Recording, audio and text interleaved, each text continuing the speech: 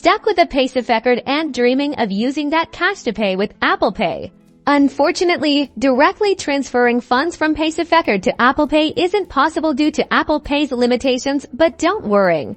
We've got some workarounds for you. First, consider using a third-party payment platform like Skrill or Nettler. Depending on your region, some of these services allow you to fund your account with a Paysafecard and then use that balance to create a virtual card that can be added to Apple Pay.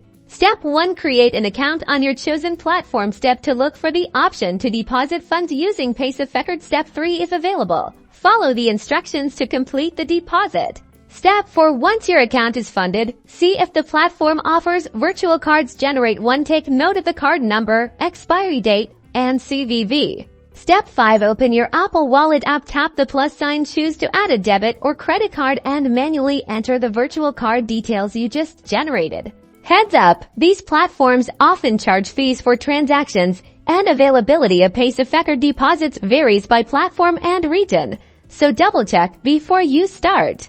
Another option, some websites might allow you to purchase prepaid Visa or Mastercard gift cards using your Paysafecard, again depending on your region and their terms of service. These prepaid cards can then be added to Apple Pay like a normal credit or debit card and used for online purchases. While a direct transfer isn't an option using these workarounds, you can bypass those restrictions and make the most of your funds. Let us know in the comments which method worked best for you and if you have any other tips.